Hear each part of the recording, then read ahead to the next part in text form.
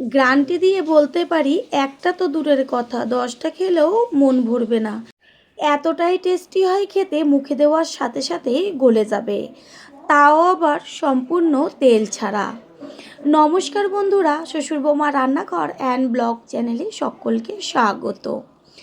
সকালের ব্রেকফাস্ট বা রাতের ডিনারে এরকম যদি হেলদি একটা রেসিপি পাওয়া যায়, তাও আবার চটজলদি তৈরি হয়ে যায়, তাহলে তো কোনো কথাই থাকবে না। রেসিপিটি কি করে তৈরি করব সেটাই দেখে নেওয়া যাক। সবার প্রথমেই এইখানে আমি 1 কাপ পরিমাণ সুজি নিয়েছি, আর একটা বড় বোলের মধ্যে সুজিটাকে ঢেলে দেব। আলাদা একটা বাটির মধ্যে নিয়েছি ওই কাপেরই 1 কাপ পরিমাণ গোবিন্দভোগ চাল। এখানে আপনারা আতপ চালও দিতে পারেন, তবে গোবিন্দভোগ চালটা দিলে ভীষণ টেস্টি হয়। এর মধ্যে জল দিয়ে দিলাম। এবার সুজির মধ্যে দিয়ে দিচ্ছি, যেই কাপের পরিমাণ সুজি দিয়েছি সেই কাপের পরিমাণই 1 কাপ পরিমাণ দুধ।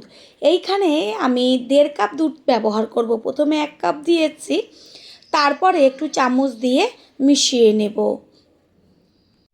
1 কাপ পরিমাণ সুজির জন্য 1.5 কাপ পরিমাণ দুধের প্রয়োজন। কারণ এই যে দুধটা দিয়ে সুজিটাকে ভিজিয়ে রাখলাম, এটা 1 ঘন্টা মতো রেখে দিলে সমস্ত দুধটাই সুজির মধ্যে টেনে নেবে। আর এইখানে গোবিন্দভোগ চালটাও জলে ভিজানো রয়েছে, এটাও নরম হয়ে যাবে। দুটোই ঢাকনা চাপা দিয়ে দেব। 1 ঘন্টা বাদে ফিরে এসে ঢাকনাটা সরিয়ে দিয়ে দেখিয়ে দিচ্ছি যে কতখানি দুধ দিয়েছিলাম, কতটা পাতলা ছিল। তারপর সমস্ত দুধই সুজির মধ্যে টেনে গেছে। সুজি যদি হাতের কাছে দুধ বা টক দই না থাকে, আপনারা জল দিয়েও ভিজিয়ে রাখতে পারেন, তবে দুধ দিলে ভীষণ টেস্টি হয়। চালটাকে 4-5 বার জল দিয়ে ধুয়ে নিয়েছি। এবার মিক্সিং জারের মধ্যে সমস্ত সুজিটাকে তুলে দেব। গোবিন্দভোগ চাল, সমস্ত চালটাই দিয়ে দেব। আর দিয়ে দেব মিষ্টির জন্য চিনি। চিনির পরিমাণটা আপনারা বুঝে ব্যবহার করবেন। সুজি যেহেতু একদমই দুধটা টেনে গেছে, সেই কারণে আর 1/2 কাপ পরিমাণ দুধ এর মধ্যে দিয়েছি। ভালো করে সমস্তটাই পেস্ট করে নিয়েছি।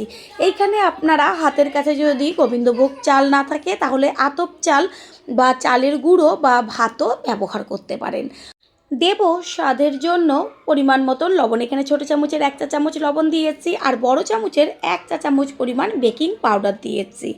এইখানে আপনারা বেকিং পাউডার না থাকলে বেকিং সোডা বা ইনো ব্যবহার করতে পারেন।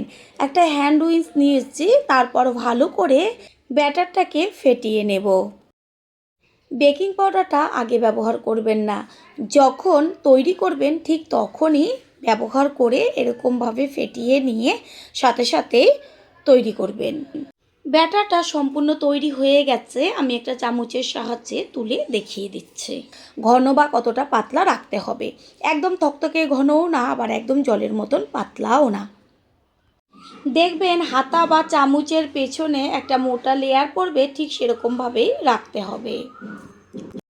গ্যাসের ওভেনে একটা ফ্রাই প্যান বসিয়েছি, তারপর ব্রাশের সাহায্যে একটু সাদা তেল ভালো করে পুরো ফ্রাই প্যানটার গায়ে মাখিয়ে নেব। কোনো রকম তেল ব্যবহার ছাড়াই যে এত টেস্টি রেসিপি তৈরি হয়ে যায়, যেটা নাকি খাওয়ার পরেই বুঝতে পারবেন। আমি বারবার বলবো, একবারের জন্য হলেও এই রেসিপিটা ট্রাই করবেন। যারা ডায়েট করছেন তাদের জন্যও কিন্তু ভীষণ উপকারী একটা রেসিপি। ডুবো হাতার সাহায্যে 1 হাতা ফ্রাই প্যানের ওপরে দেওয়া মাত্রই দেখা যাচ্ছে পুরোটা কত সুন্দর একদম জালিদার হয়ে গেছে। একটা ঢাকনা চাপা দিয়ে দেব। 2 থেকে 3 মিনিট এইভাবে ঢাকনা চাপা দিয়ে রাখলেই রেসিপি তৈরি হয়ে যাবে। এত চটজলদি এরকম একটা রেসিপি সত্যি, মানে যেটা মুখে দেওয়া মাত্রই মিলিয়ে যাবে।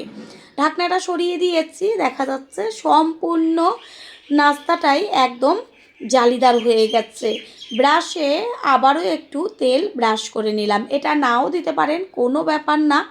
নিচের পিঠটা হয়ে গেছে, উল্টে দেব ওপরের পিঠটা হবার জন্য।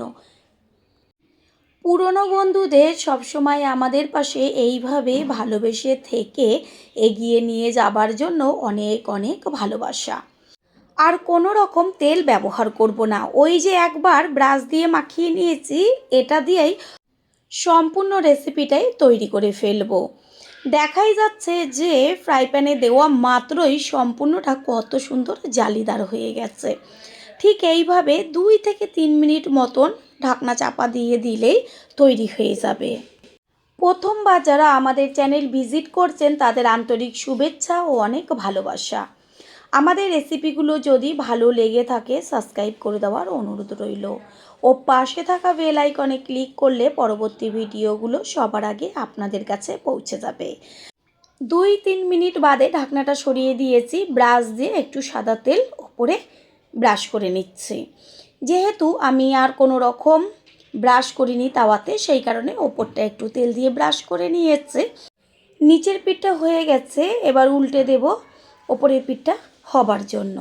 এইভাবে এপিট ওপিট করে তৈরি করে নেব সমস্তগুলো।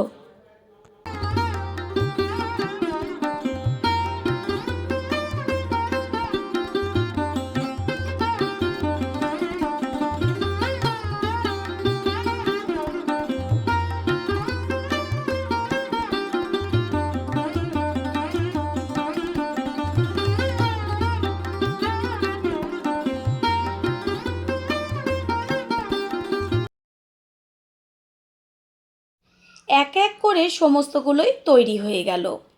যেমন নরম তুলতুলে তেমন জালিদার। আশা করি রেসিপিটি ভালো লাগলো, আর যদি ভালো লেগে থাকে একটা লাইক, কমেন্ট, পারলে একটা শেয়ার করে অবশ্যই জানাবেন। আপনাদের দেওয়া একটা লাইক ও লাইকের পাশে থাকা হাইপ আর একটা শেয়ার আমাদের কাছে অনেক অনেক গুরুত্বপূর্ণ। All friend, thanks for watching my video. আপনারা সকলে ভালো থাকবেন, সুস্থ থাকবেন। আবারও দেখা হবে অন্য কোনো রেসিপির এপিসোডে।